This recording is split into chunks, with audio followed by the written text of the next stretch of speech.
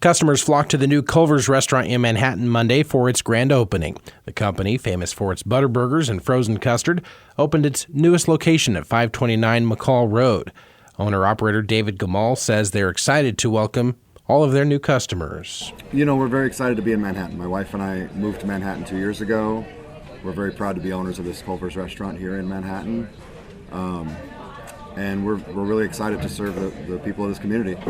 The doors opened yesterday at 10 a.m., but customers were lining up as early as 5:30 a.m. to be among the first to try the new store. Culver's is open daily from 10 a.m. to midnight.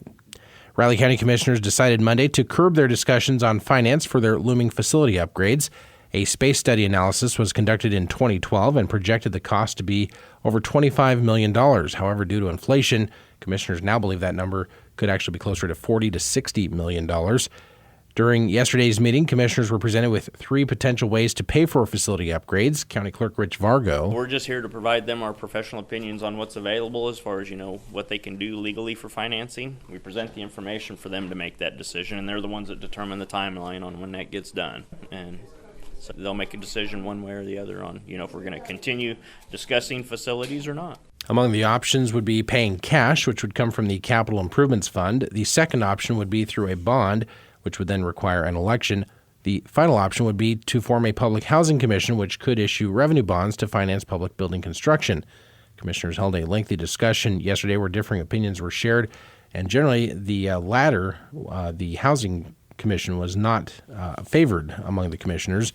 They ultimately decided to reconvene in a couple weeks to speak on the matter further. Snow events this month proved to be costly for Pottawatomie County Public Works. Public Works Administrator Tim Eisenbarth. 726 overtime hours worked. Cost of overtime, $28,238. Fuel, approximately 3,500 gallons of fuel. Salt sand mix, 104 tons of mix. All this went into equipment used, 15 blades of snow plows, 10 dump trucks with plows, 2 wheel loaders with plows, and 2 trucks to haul fuel and depth. Eisenbarth says the little downtime crews did have was spent on pulling each other out of the snow, along with private citizens and delivery trucks. He says road conditions remain bad across the county. The best thing that we're going to do right now is going to hope for a little bit of warm weather, let things dry out. If we have to, we will spot in some rock, but I'm just not real eager right now to just dump a lot of rock out there because it'll all disappear quicker than we'll put it down. He is urging the public to be patient with them as they work to eventually get roads graded and brought back up to shape. An Ogden man has been identified as the suspect in a Riley County rape investigation. RCPD says 26-year-old Jacob Thompson was arrested early Friday in the 200 block of East 9th Street in Junction City on a probable cause offense of rape. The incident was reported to police Thursday when 2 women told police they were sexually assaulted by the same individual. An online criminal complaint alleges the incident from January 24th. According to the Kansas Department of Corrections, Thompson has 2 other convictions for burglary. He remains jailed on a $250,000 bond. Congressman Jake LaTurner has made clear his opposition to China-based manufacturing company C-Nano coming to the Kansas City area. LaTurner says he has called on the Biden administration to open an investigation into C-Nano because of potential ties to the Chinese Communist Party, but he has also sought a more local solution. I've called on the state legislature and the governor to act this session and give Kansas some tools to deal with this on our own. We need to be able to protect ourselves here in Kansas. Congressman says there is an inherent security risk in allowing the company to set up in Johnson County, as it's believed that China is attempting to, quote, infiltrate American supply chains, particularly near military bases. The KSU World Cup Committee recently presented to the Kansas Senate Commerce Committee to request around $30 million in state money to provide for training facilities as players get ready to compete in the 2026 event at Arrowhead Stadium. State Senator Yusha Reddy, who sits on the committee, spoke about the opportunities the World Cup will provide to the state of Kansas. We have this agreement with Missouri where we're going to get the World Cup coming here in 2026, and that's pretty huge. They said last time the viewing for the World Cup was close to 4 billion people, and we're expecting 48 countries over a period of 30 days. And Manhattan could reap some of the economic impacts as well, with Boozer Family Stadium on the short list of potential training sites for World Cup teams. The governor did put in $20 million in her budget for infrastructure, security, and other needs. I'm sure that's going to be a moving target because there's so many needs coming for this. Kansas City is one of 11 U.S. cities to be a host site for the 2026 World Cup. Mexico and Canada are also host countries for the games. Manhattan Christian College has several events coming up this semester, including the 47th Annual Women's World Conference in February. College President Kevin Ingram. February 23rd and 24th, our keynote speaker is Ellie LaFaro, and Ellie comes from the Northeast and spoke a number of years ago and did a tremendous job in sharing with the ladies. The theme this year is Devoted, and just to let you know the size of the event, it's between anywhere from 400 to 700 women. The conference will include practical seminars, a dynamic keynote speaker, buffet meals, times of worship, and other surprises. The two-day event will take place at the K-State Student Union.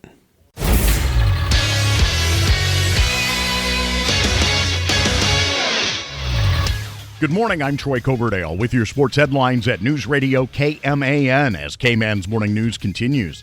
After wins over Baylor and BYU last week, the K-State women's basketball team moved up 2 spots in the AP poll yesterday. The Wildcats are now ranked number 2 in the country for the first time since the third week of the 2002-2003 season, the only other time that K-State women's basketball has ever been ranked that high.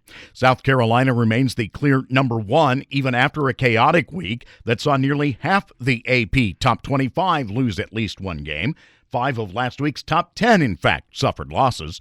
Overall, a dozen ranked teams had at least one defeat.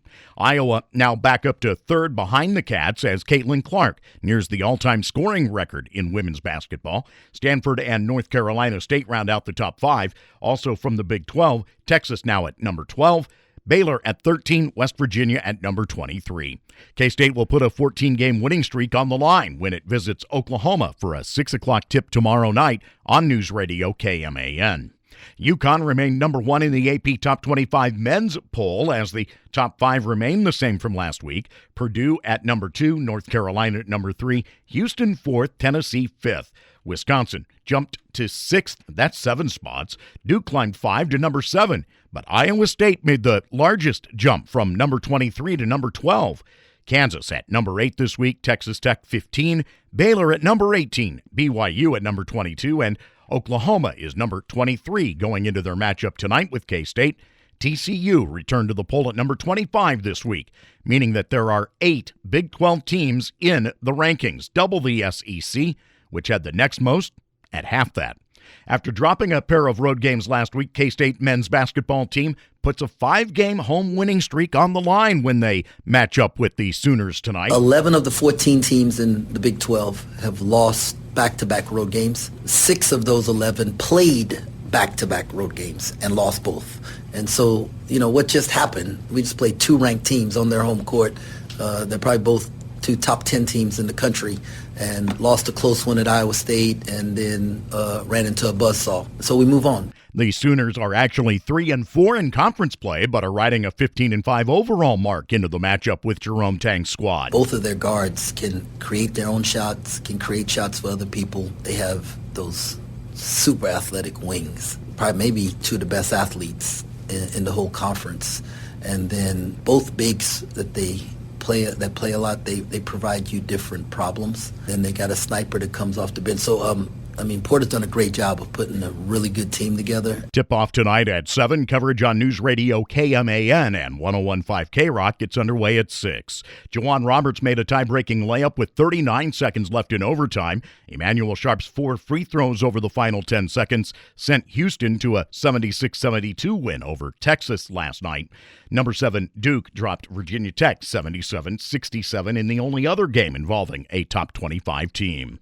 Former K-State men's basketball players Marquise Noel and Keontae Johnson have been tabbed for the NBA G League Next Up All-Star Game next month.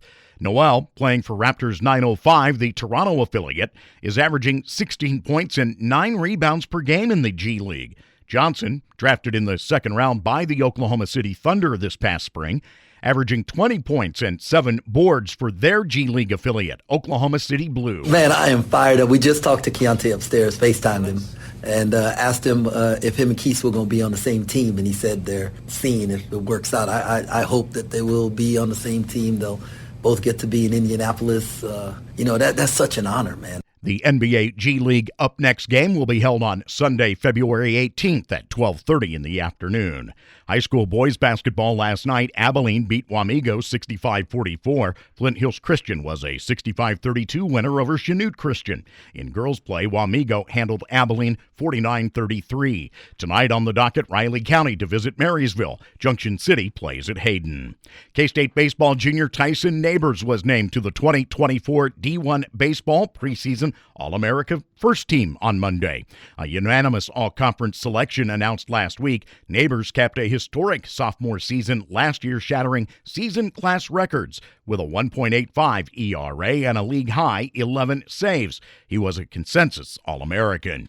Kansas City Chiefs edge rusher Charles Omenihu won't get a chance to face off against his former team in the Super Bowl in 2 weeks. He tore his ACL in Sunday's AFC Championship game win over the Ravens, that per NFL Network's James Palmer. The 26-year-old generated 7 sacks in 11 regular season games for KC, having signed as a free agent in the offseason. Omenihu spent the previous 2 years in San Francisco, where he racked up 4.5 sacks in 26 games with the Niners. K-State basketball tonight, the Cats hosting Oklahoma. 7 o'clock tip-off. Coverage to begin at 6 on News Radio KMAN and 101.5 K-Rock. The game from 4 to 6 this afternoon here on K-Man.